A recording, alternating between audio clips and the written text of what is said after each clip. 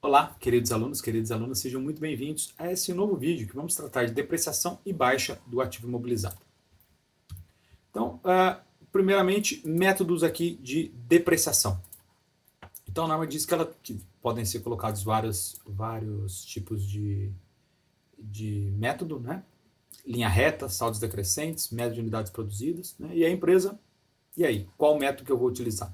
Então, qual você deve utilizar? Aquele que reflete o padrão de consumo da entidade. É passagem do tempo? Faço linha reta.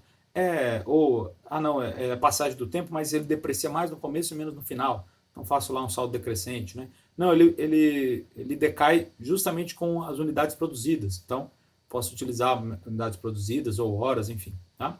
O que é importante é que eu preciso revisar o método ao final de cada exercício. Se tiver que alterar esse método, né? Eu tenho que verificar as implicações lá conforme o CPC 23 de políticas contábeis, mudança estimativa e erro. Tá? Uma coisa importante é que as pessoas tinham o hábito de usar a tabela do fisco, né?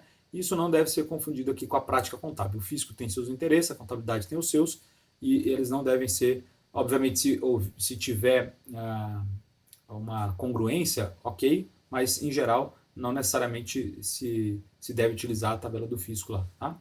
Então aqui sobre método de depreciação, então imagine que um caminhão, ele custa 100 mil e ele tem vida útil de 5 anos, ou 500 mil unidades, ou 50 mil horas. Né? Então, na linha reta, como é que eu faria? Dividir o valor contábil pela vida útil. Né? Pensando aqui que não tem valor residual, então 100 mil dividido por 5 anos, 20 mil, né, por ano. Agora, se for unidades produzidas, né, então eu descubro o percentual de uso da máquina pelas quantidades produzidas. No primeiro ano, por exemplo, eu fiz 30 mil unidades. Então, 30 mil unidades dividido por 500 mil unidades, né, e multiplico vai dar 6%, e aí multiplico por 100 mil, vai dar 6 mil. Então, minha depreciação será de 6 mil. Ou horas de trabalho, não. Ela tem a mesma ideia aqui da unidade produzida, né? Vai achar um percentual. Eu trabalhei no ano 1.200 horas, ela oferece 50 mil. 1.200 por 50 mil dá 2,4%, vezes 100 mil, 2.400 reais de depreciação. Tá? Então, esses são os métodos aqui, tanto de linha reta, que vai ser igual todos os anos, quanto de unidades ou de horas de trabalho, que ele vai variar conforme se tem as unidades. Tá? Tem aqui também o de soma dos dígitos, né? Então, como é a soma dos dígitos? Bom, a vida útil é de 5 anos, então eu vou somar o 1, o 2, o 3, o 4, o 5. Né? Faço um APA aqui de 1 a 5, e aí vai dar 15. E aí eu vou pegar aqui, ó, no ano 1, faltam 5 anos para esse ativo, eu ainda vou usar 5 anos. Então, pego 5 dividido por 15, multiplico por 100. Né? 5 por 15 vai dar 1 terço, vezes 100, 33, 333. No segundo ano, faltam 4 anos ainda. Então, 4 de 15 vezes 100, 26,67. No último ano, falta um ano só, 1 de 15 vezes 100 vai dar 667. Tá? Então, esse também é o método aqui da soma dos dígitos. Então, aqui ficou a tabelinha, só para vocês verem, né? Então, como fica o valor da depreciação? No de cotas constantes vai ser 50 mil, por exemplo, aqui um ativo aqui de 1 milhão, vida útil de 20 anos, tá? Ou capacidade máxima de 400 mil unidades. Então, se eu fizer por 20 anos, 50 mil todo ano. Se eu fizer a soma dos dígitos, vai ser assim, eu começo com 95 e o último vai ser 4. Tá? E de produção, ele vai variar conforme a produção. Né? Então, dependendo de como for a produção aqui, como foi a produção, eu vou dar um valor. Teve um ano que não teve nenhuma produção, então é zero. Né? Pode ser que isso aconteça. Né? É bem improvável que seja um ano todo, mas, por exemplo, alguns meses isso pode acontecer. Em algum mês não tem depreciação porque não usou. Né? Agora, se eu fizer por cotas ou soma dos dígitos, mesmo que eu não tenha usado, eu vou ter depreciação. Certo? E aí como é que fica o valor contábil do ativo? Todos caem, tá vendo? Sai de 950 e vou para zero. Né? Aqui a produção também, o primeiro foi 50, sai de 950, eu vou caindo, mas chegou nos 20 anos e eu ainda não depreciei tudo, porque eu não usei todo o potencial lá que ele tinha de unidades. E soma dos dígitos, ele também chega a zero no último dia da vida útil. E aí como é que ficam os gráficos? O valor da depreciação. O cotas constantes, obviamente, vai ficar constante sempre. O soma dos dígitos, ele vai diminuindo o valor que vai sendo alocado em depreciação todo ano, e produção vai variar conforme a produção. Né? A produção subiu, aumenta, a produção caiu, cai. Tá? E ela pode ser zero, obviamente, como a gente mostrou ali num exemplo. Tá? E como é que fica o valor contábil do ativo? Quando eu tenho cotas constantes, que é o vermelhinho aqui, ele cai certinho, ele cai uma linha reta. Né? E como fica o de soma dos dígitos? Ele faz uma barriguinha para baixo aqui. Né? Ele vai diminuindo, ele dá uma acelerada no começo, mas depois ele chega ao mesmo valor. E o de produção, como ele não atingiu toda a produção, então ele vai ficar um pouquinho para cima aqui. Veja que ele não chegou no zero ainda, né? Ele tem ainda um pouquinho para dar ainda, se for pelo método de produção. E a depreciação? A depreciação ela inicia quando? Quando o ativo está disponível para uso, ou seja, está no local em condições que a administração pretende. Tá certo? E quando ele termina? Quando o ativo é classificado mantido para venda, CPC 31, ou alienado, né? Vendido, doado, cedido, emprestado, enfim, arrendado, né? E aí ele é baixado também. Então, a depreciação ela não para, tá? Então, a consequência 1 ali, ó. Depreciação não cessa quando o ativo se torna ocioso ou é retido no uso normal, a não ser que o ativo esteja totalmente depreciado. Consequência 2, a despesa de depreciação pode ser zero quando não houver produção na depreciação por unidades produzidas ou por horas, né? Então, essas são as duas consequências por não ser interrompido a depreciação do ativo. Tá?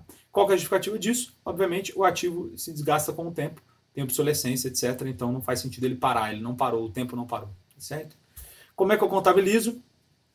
Eu debito despesa de depreciação no resultado, eu crédito de depreciação acumulada, mas em caso aqui que os benefícios econômicos são incorporados a outros ativos, então, por exemplo, quando eu tenho maquinário que produz estoque, então esse valor vai lá para estoques e elaboração e eu credito depreciação acumulada normalmente. Sobre a baixa, então quando baixar um ativo imobilizado? Então quando eu faço alienação, venda, doação, arrendamento financeiro, né, quando eu sou o arrendador, ou quando não há expectativa de benefício econômico com o seu uso ou alienação. Tá? Os ganhos ou perdas decorrentes da baixa do ativo imobilizado devem ser reconhecidos no resultado, quando o item é baixado. Tá? Esses ganhos ou perdas, como é que eu faço? É a diferença entre o valor contábil líquido da alienação, entre o valor líquido da alienação, então, vendi por 100 mil, mas eu tive que pagar comissão, por exemplo, imposto de 10 mil. Então, fiquei com 90. Então, esse 90 eu comparo com o valor contábil. Se ele for maior, ou seja, o valor contábil for 50, por exemplo, ganhei 40. Não, o valor contábil é 120, então eu perdi 30. Tá? Os ganhos não devem ser classificados como uma receita de venda, isso é uma coisa importante. E uma outra coisa, quando que é a data dessa alienação? É quando o recebedor tem o controle. Tá? Então, olhar lá os dispositivos do CPC 47, né? Principalmente da questão da satisfação da obrigação, mas em geral o ativo imobilizado é quando você entrega, né? Isso. E uma outra coisa, se for uma operação de venda e leaseback, lá obedecer as questões do CPC 06, certo? Então, na substituição eu baixo aqui ainda, né? Então, eu baixo o valor contábil do substituído e adiciono o valor do substituto. Então, eu coloco para dentro o que entra e tiro o que sai. Isso deve ocorrer mesmo que a empresa não deprecie separadamente os ativos. Lembra lá se ela fez componentização ou não? Então, ela tem que fazer a componentização. Quebrou o motor. Aí eu tiro o motor antigo e ponho novo. Tá? E se eu não conseguir mensurar esse valor de saída, né? Ela pode usar, por exemplo, o custo de substituição como indicador do custo de parcela substituída. Então, isso é uma coisa que ela pode fazer. Ou pode ainda adotar outros critérios. Vou lá descobrir quanto custava um motor naquela época para tentar separar e tal. Mas é importante fazer a componentização exatamente por isso, quando for os peças relevantes, porque você tira aquele antigo e põe o novo sem maiores problemas. Certo? Então, aqui, o Shopping Lândia está modernizando a sua estrutura. Após 15 anos de operação, está buscando maior luz do sol para economizar energia elétrica e proporcionar um espaço mais agradável aos seus clientes. O shopping gastou 20 milhões com materiais, além de 2 milhões, estava 1 milhão ali, 2 milhões para a instalação. Né? Os custos de remoção do telhado antigo são de 4 milhões e ele está registrado no valor contábil por 6. 13 de custos, 7 de depreciação acumulada. Contudo, a entidade vendeu suas telhas antigas e outros materiais por 1 milhão. Então, como é que eu faço isso? Né?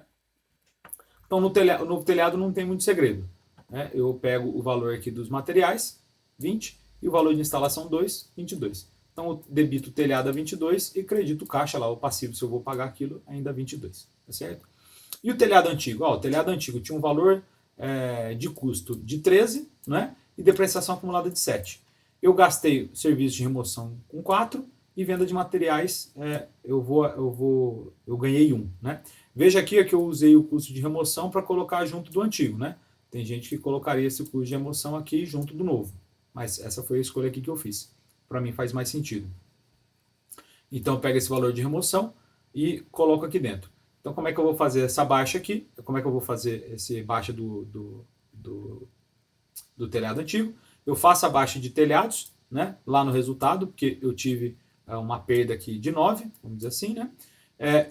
Entrou um no meu caixa lá das vendas de materiais, aí eu baixo a depreciação acumulada, baixo o telhado ativo e ainda gasto 4 com serviço de remoção, certo?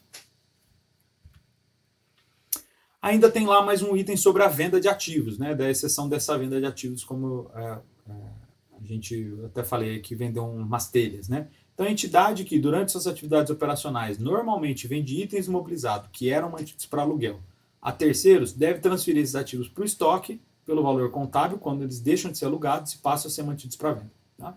Então, as receitas vindas desses ativos, ela deve ser reconhecida conforme o CPC 47 também. Tá? Agora, quando é um ativo não circulante mantido para venda e operação descontinuada, que é o CPC 31, não se aplica a isso, tá certo? Só quando eles são, que é curso normal de venda desses ativos, né? Como, por exemplo, eu coloquei a Localiza, que é a venda de carros. Em geral, essas empresas essas empresas de locação de veículos, elas têm uma parte significante do negócio delas é vender os carros, né? Uma parte significante da margem delas é vender os carros depois de 2, 3, 4 anos. E eles vendem para renovar até a frota, né? Mas faz parte da atividade deles fazer essas vendas, tá certo? Então chegamos aqui ao fim da mais um vídeo da aula de imobilizados. Espero que tenham gostado. Até a próxima. Tchau, tchau.